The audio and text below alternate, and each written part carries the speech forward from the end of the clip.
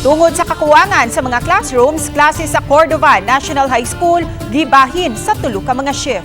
Siluan may rundina sa report.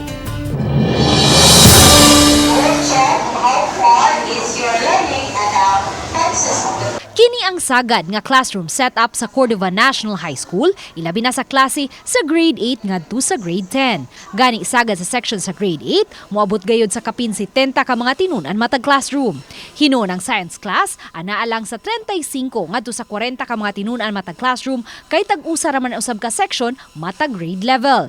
Sa pagkakaron, adunay 3,599 ka mga tinun-an ang Cordova Natinal High School ug adunay 24 ka mga classrooms.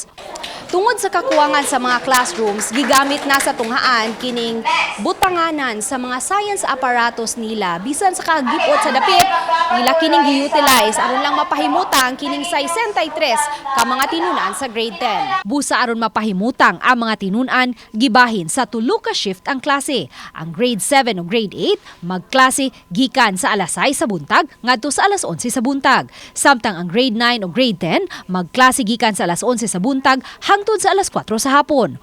Ug pagka alas 4 sa hapon, hangtod sa alas 9 sa gabi, mupuli na ang mga tinun-an sa grade 11 o grade 12. Matod sa ilang principal, kay 5 ka oras lang ang ilang face-to-face classes, hatagan lang nila og mga enrichment activities ang ilang mga tinun-an. Hinuon ang science class, kay lahi man ang curriculum nga gisubay, magklase gikan sa alas 7 sa buntag hangtod sa alas 4 sa hapon. Matod sa principal, gawa sa kakuwangan sa classrooms, nagkuwang usab sila og mga magtutudlo. Sa pagkakaron, adunay usa ka gatos ka mga magtutudlo ang Cordova Natinal High School. Sa pagkakaron, nag-overload yun ang ubang teachers, labi na sa mga on leave nga nanganak.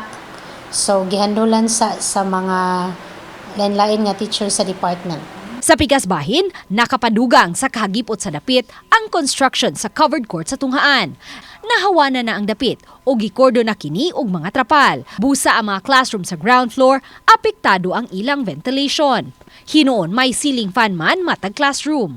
O garon matunhay ang klase, matag classroom adunay TV sets ug may lapel ang matag maestra aron madunggan gayud ang iyang tingog bisan ngadto sa mga tinun-an nga anaa sa luyo. Okay ra, mura nakoy mga nakatanan sa gamay din nagporsige sa sa akong mga activity. Gibutyag usab sa ilang principal nga may gigahina ang DepEd alang sa 4-story, 16 classroom nga sugdan pagpabarog sunod tuig. More likely, makuana na to, makatabang siya, but ari na punta sa teachers. Kay kinsa may mag-handle ani pong Samtang gipasabot sa District Supervisor sa DepEd Cordova nga nasumiter na nila ngadto sa DepEd Province ang teachers need analysis sa matag tunghaan sa Cordova aron mahatagan sila og dugang mga magtutudlo. Dili man gud kay ang Cordova ra ang nagkulang. Gibahin nila in the entire Cebu province.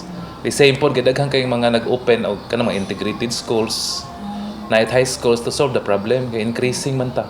So gibahin po na in fairness po sa ato ang DepEd. Uban ni Marlon Melgazo, Luan Merondina, Balitang Bisdak.